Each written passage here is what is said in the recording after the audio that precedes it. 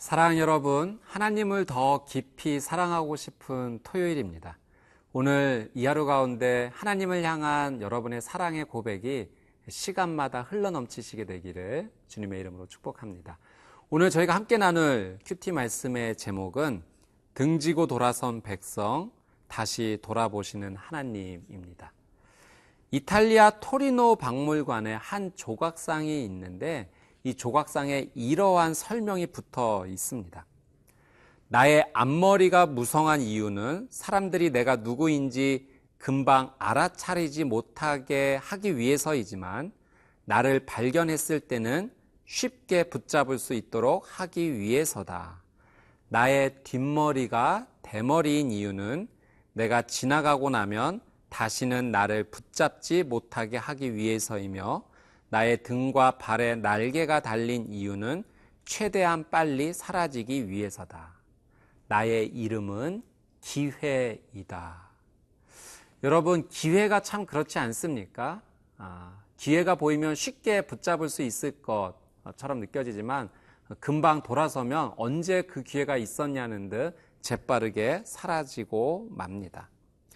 이 헬라어 가운데 시간을 뜻하는 두 가지 표현이 있는데요. 이 첫 번째는 크로노스라고 하는 겁니다. 이것은 연대기적으로 흘러가는 시간을 의미합니다. 두 번째는 카이로스인데요. 이것은 연대기적으로 흘러가는 시간이 아닌 아주 특별한 의미의 시간을 뜻합니다. 이 성경에 보면 카이로스의 때를 뜻하는 표현이 나오는데요. 에베소서 5장 16절 말씀입니다. 세월을 아끼라 때가 악하니라. 하나님께서 은혜를 주시는 시간을 더욱더 소중히 여겨야 된다라고 하는 의미입니다. 여러분, 우리에게 지금 말씀을 볼 수 있는 기회를 주신 이 시간이 아주 의미가 있는 소중한 시간입니다. 다시는 돌아올 수 없는 시간이고 기회인 것이죠. 이 하나님의 은혜를 소중히 여기면서 우리 말씀 앞으로 함께 나가도록 하겠습니다.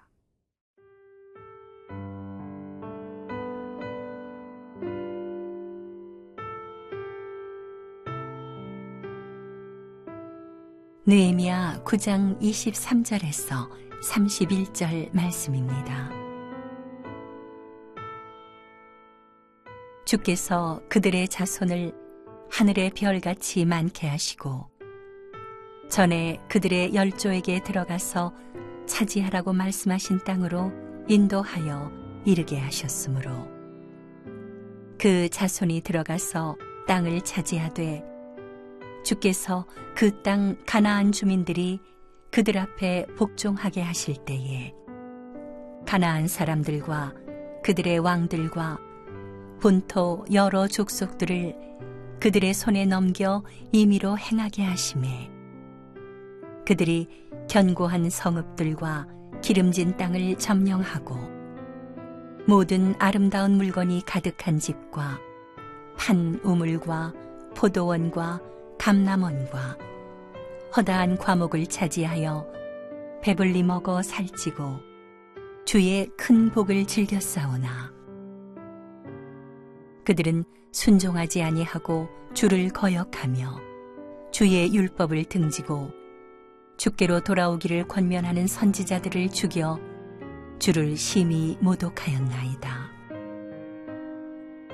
그러므로 주께서 그들을 대적의 손에 넘기사 그들이 곤고를 당하게 하시매 그들이 환난을 당하여 주께 부르짖을 때에 주께서 하늘에서 들으시고 주의 크신 긍휼로 그들에게 구원자들을 주어 그들을 대적의 손에서 구원하셨거늘 그들이 평강을 얻은 후에 다시 주 앞에서 악을 행함으로 주께서 그들을 원수들의 손에 버려두사 원수들에게 지배를 당하게 하시다가 그들이 돌이켜 주께 부르짖음에 주께서 하늘에서 들으시고 여러 번 주의 긍휼로 건져내시고 다시 주의 율법을 복종하게 하시려고 그들에게 경계하셨으나 그들이 교만하여 사람이 준행하면 그 가운데에서 삶을 얻는 주의 계명을 듣지 아니하며 주의 규례를 범하여 고집하는 어깨를 내밀며 목을 굳게 하여 듣지 아니하였나이다. 그러나 주께서 그들을 여러 해 동안 참으시고 또 주의 선지자들을 통하여 주의 영으로 그들을 경계하시되 그들이 듣지 아니하므로 열방 사람들의 손에 넘기시고도 주의 크신 긍휼로 그들을 아주 멸하지 아니하시며 버리지도 아니하셨사오니 주는 은혜로우시고 불쌍히 여기시는 하나님이심이니이다. 사랑 여러분, 오늘 본문은 이스라엘 백성들이 이스라엘의 역사를 회상하면서 하나님의 은혜에 감사하기도 하고 또 지은 죄에 대해서 회개하는 그런 기도의 내용이 올려져 있습니다.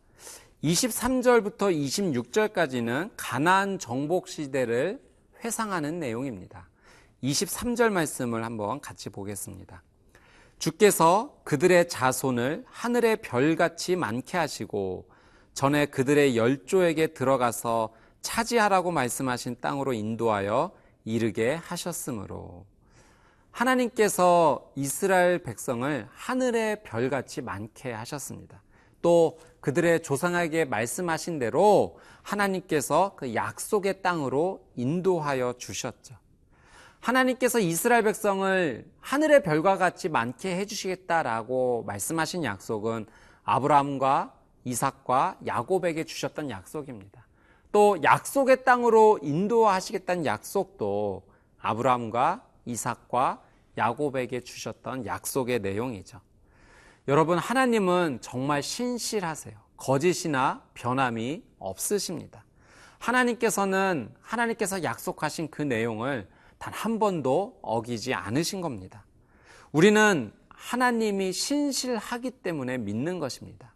만약에 하나님께서 약속하신 내용을 중간에 바꾸신다거나 아니면 끝에 가서 그 약속하신 내용을 지키지 않는다면 우리는 하나님을 믿을 필요가 없죠. 왜냐하면 약속을 지키지 않는 분은 거짓이기 때문에 그렇습니다. 그러나 우리 하나님은 절대로 거짓말하시거나 약속을 깨지 않으십니다.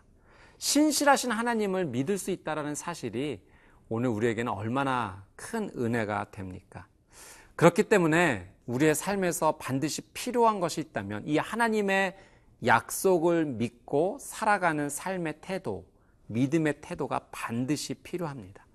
여러분, 하나님의 약속은 어디에 있습니까? 하나님의 약속이 말씀 안에 기록이 되어 있어요.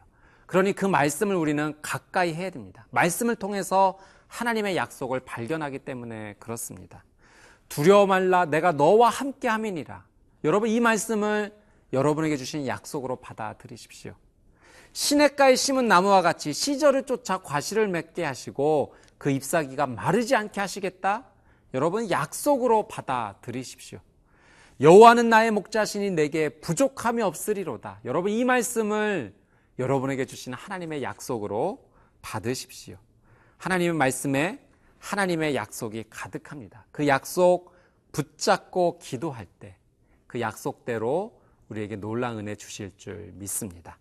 우리 26절 말씀을 같이 함께 보겠습니다. 그들은 순종하지 아니하고 주를 거역하며 주의 율법을 등지고 주께로 돌아오기를 권면하는 선지자들을 죽여 주를 심히 모독하였나이다.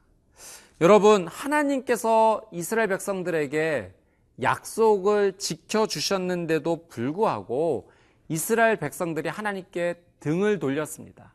하나님을 향해서 배반했던 겁니다. 여러분, 하나님의 약속을 받아들인다, 하나님의 약속을 믿는다라고 하는 사실은요, 동시에 본인도 자신도 하나님과의 약속을 지켜야 된다는 거죠. 약속은 혼자서 행하는 것이 아니라 둘이 함께 행하는 것입니다. 하나님께서 우리에게 말씀하신 것을 하나님께서는 반드시 지키십니다. 우리도 하나님과의 약속을 지켜야 되는데 하나님께서 우리에게 요청하시는 것은 단 한 가지예요. 그것은 하나님을 진실로 사랑하라입니다. 오늘 하나님의 약속을 받아들이는 우리의 믿음 안에서 우리도 동일하게 하나님을 진실로 사랑하는 그 약속을 지켜나가는 복된 하루가 되기를 원합니다.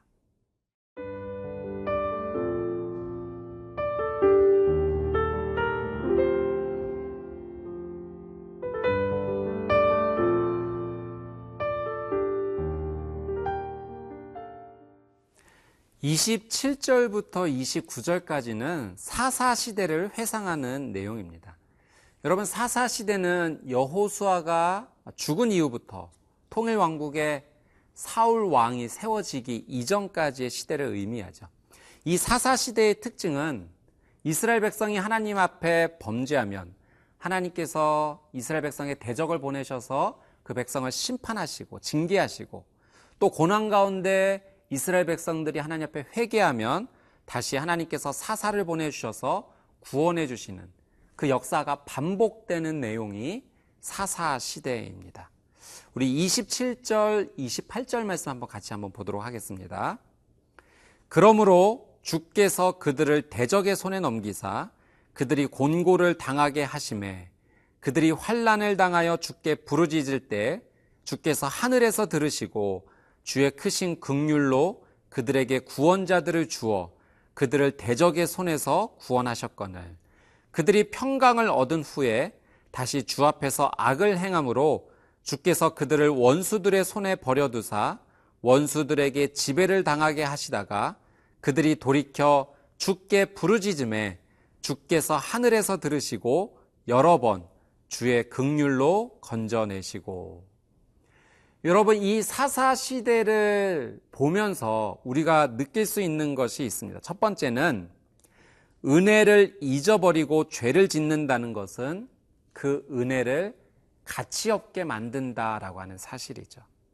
하나님의 은혜를 가치 없게 여긴다는 것은 그 은혜를 주신 하나님 자체를 무시하는 일입니다.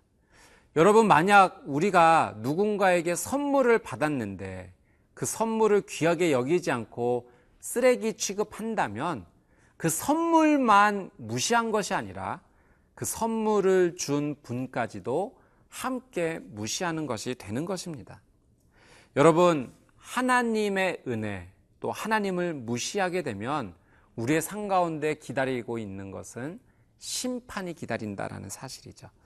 여러분, 하나님의 심판을 가볍게 여겨서는 안 됩니다. 왜냐하면 우리에게 심판이 임하면 다시 돌이킬 수 있는 기회는 사라지기 때문에 그렇습니다. 물론 사사시대 이스라엘 백성들이 하나님 앞에 회개하였을 때는 은혜가 주어지는 기회가 있었습니다. 그러나 여러분, 그 은혜는 하나님의 심판을 피해 살아남은 자들에게 해당하는 것이고 또 이 세대를 지나 다음 세대에게 기회가 주어졌던 거죠. 하나님 심판을 맞이해서 죽음으로 끝난 자들에게는 더 이상 기회가 주어지지 않는 것입니다. 그러므로 기회가 주어졌을 때 그 기회를 귀하게 여기고 하나님의 사랑과 은혜를 누리는 삶이 지혜로운 삶이 됩니다. 오늘 내 멋대로 살고 죄악에서 살다가 하나님의 심판을 우리가 맞이하게 된다면 여러분, 기회는 다시 주어지지 않는다는 사실을 우리는 반드시 기억해야 됩니다. 두 번째로, 하나님께서 마지막 심판을 주시기 전 사랑과 자비를 허락하셔서 우리에게 돌아올 수 있는 기회는 꼭 주신다라고 하는 사실이죠. 언제나 우리가 돌아올 수 있는 기회를 하나님은 주십니다. 그 신호도 보내주세요. 여러분, 이것은 마치 부모님들이 자녀를 양육할 때 훈계하는 내용과 비슷합니다. 만약 자녀가 지금 부모님께 훈계를 받는다면 그것은 무섭고 두려움의 시간이 될 수 있지만 바로 그 훈육이 자녀로 하여금 더 큰 잘못을 저지르지 않게 잡아주지 않습니까? 만약 오늘 하나님께서 나의 삶 가운데 깨닫게 해주신다면, 훈육해 주시는 것이 있다면 그것은 돌아올 수 있는 마지막 기회를 우리에게 주시는 것이죠. 그러므로 여러분, 하나님께서 깨닫게 해주실 때 우리는 빨리 하나님 원하시는 자리로 돌아가야 됩니다. 그것이 바로 은혜를 누릴 수 있는 삶입니다. 오늘 하나님께서 내게 사랑과 은혜의 기회를 허락하실 때 그것에 순종함으로 나가는 저와 여러분의 복된 삶이 되시기를 주님의 이름으로 축복합니다. 함께 기도하겠습니다. 참 좋으신 하나님, 하나님께서 우리를 사랑하여 주시는 그 사랑의 기회, 은혜의 기회를 소중하게 여기게 해 주시고, 또 그 하나님의 말씀 앞에서 하나님의 귀한 약속을 믿음으로 바라보며 나 또한 하나님의 귀한 약속을 지켜나가는 귀한 믿음의 삶이 되게 하여 주옵소서. 감사드리며 예수님의 이름으로 기도드리옵나이다. 아멘.